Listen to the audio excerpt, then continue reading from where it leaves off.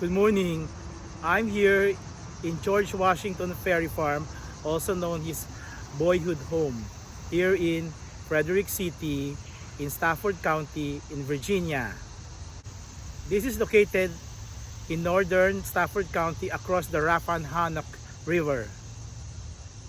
It was built in 1738 and it was destroyed by fire in 1740. Only in July 2008, archaeologists found this farm of George Washington, and they rebuilt it and restored it to the original replica of George Washington's boyhood home. So let's see what's inside this farm. Now watch this.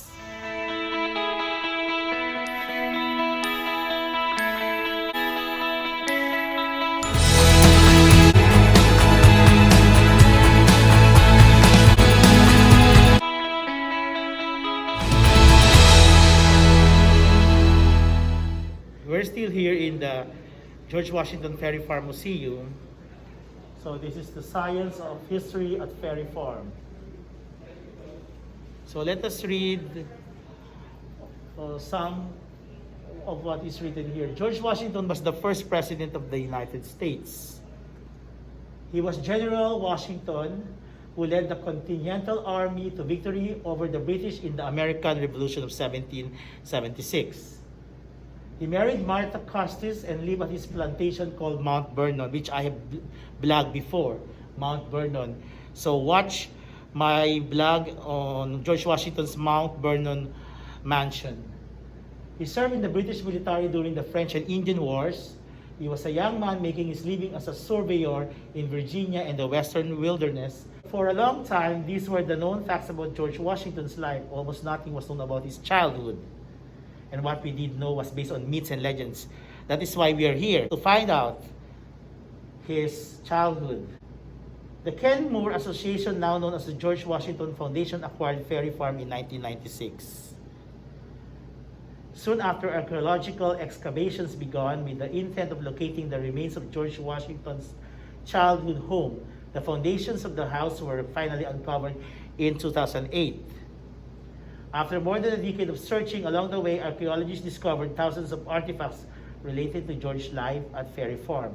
Together with historians, researchers, and scientists, the foundation staff began to put the pieces together to create a new picture of our first president's early life. It became obvious that combining science and history at Ferry Farm had reinvented the story of George Washington and the birth of a nation. Very interesting. So these are some of the artifacts that they discovered there, excavated. Bones, oyster shells, cornelian bead, pipe stem fragments, New World adornment, personal adornment or currency at the time, thimble, wig curlers. You know, they have wigs. They inherited it from the British. Ceramics of the slave quarter. So let us see what are these wig hair curlers. They were used to maintain powdered wigs that all gentlemen wore on a daily basis in the 18th century. Archaeologists have found over 200 wig hair curlers at Ferry Farm. The presence of so many wig curlers here tells us several things. Because the Washington family included 4 boys, there were clearly many wigs to maintain on the property. If the boys were wearing wigs like the gentry class, it is clear that they were being raised to be refined gentlemen. Their mother, Mary Ball, wanted her sons to move up in society, and she groomed her sons from an early age to look the part. The location of the wig curlers also tells us that the family's wigs were being cleaned and groomed outside of the house. We know that one of the activities taking place in the workyard behind the house must have been wig maintenance. Research into the proper care of a powder wig tells us that the wigs were sometimes boiled in a large cauldron over a fire to clean them and to set the curls. Some houses have dedicated closets to apply powder to wigs and hair.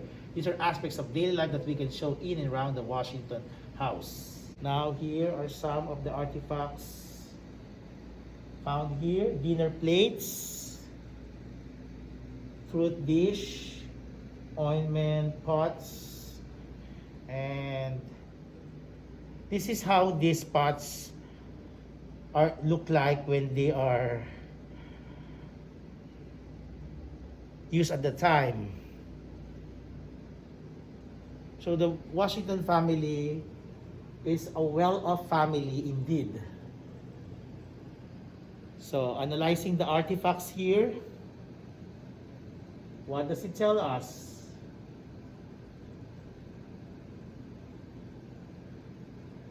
Research into still existing Washington family correspondence has shown us that around 1740, the house caught fire. Historians assume the house was nearly destroyed because of an 18th century letter that states the family had to move into the kitchen dependency until the house could be rebuilt. However, these burned pieces of plaster tell us a different story. The only evidence of a house fire comes from one root cellar, suggesting that the fire was contained to a single room. A modern-day forensic investigator examined the evidence and concluded that the fire did not start in the cellar, but instead probably began in the adjacent chimney. At the bottom of the cellar was a layer of ash created during the fire. Above that, plaster burnt during the fire was tossed in, and the cellar was sealed with plaster fragments removed during the repair of the room. Not all three were found in the same small cellar, suggests the fire and subsequent repair was small in nature and a catastrophic event envisioned by historians. Interesting. Now here, furnishing the George Washington house. Once the George Washington house is reconstructed, the process of furnishing it the way in the it was when George and his family lived there begins. Archaeological findings can help us add details to the puzzle, but they cannot tell us everything. In this case, curators, people who specialize in historic objects, try to fill in the gaps. So this is how they reconstruct this place. Archaeology was able to show us where the Washington house was located. It still left us with many questions to answer. What did the house look like?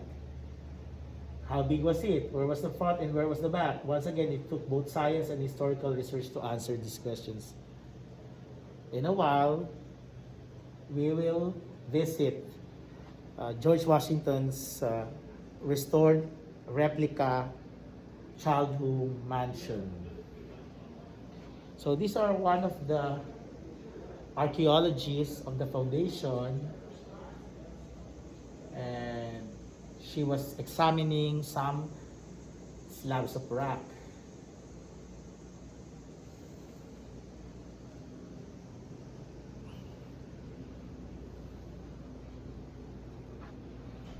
The search for George Washington's house.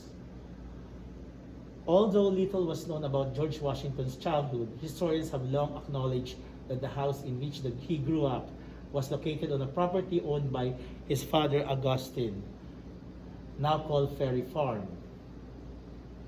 Before the science of archaeology could locate the house, historical research was done to identify as many clues as possible to the house's location. Our first clue was the 1738 advertisement that appeared in the Virginia Gazette, announcing the sale of the property following the death of William Strother, the landowner before the Washingtons. It describes the property as a beautiful situation and very commodious for trade, including a very handsome dwelling house, 3 storehouses, several other convenient outhouses, and a ferry belonging to it. It was theorized that Augustine Washington did not build a new house after he purchased the property, but rather made improvements to William Strother's existing house. Although the advertisement gave us a good descriptive information, it did not tell us where the house was located.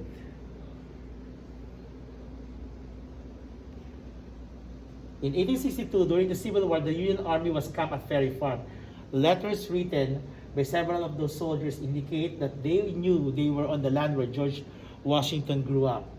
The letters also indicate that they believed a house standing on the property belonged to the Washingtons. They were using wood from the house to burn in their campfires, and they wrote that they felt badly for destroying the first president's house. Unfortunately, the soldiers did not record exactly where on the property that house was. So this is a painting done by John Gadsby Chapman around 1833. The artist visited the Ferry Farm. and painted a view of the city of Fredericksburg from the ridgeline overlooking the Rappahannock River. It is very impressive painting. This is George Washington's artwork. So he has a wig here, and it is side view. He has a very stiff nose. He's handsome, I think, from the features of his nose and forehead.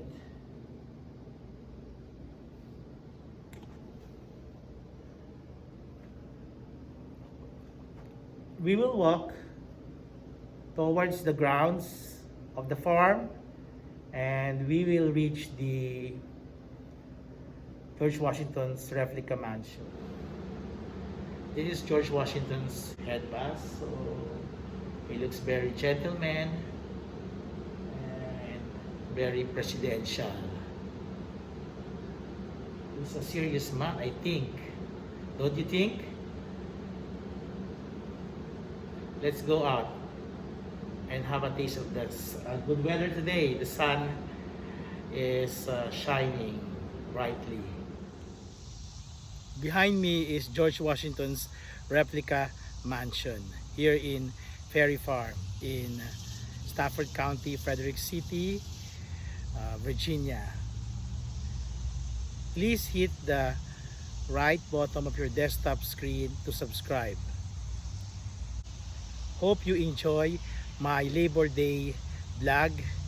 This is Andrew Luis TV. YOLO, you only live once. Thank you and see you soon.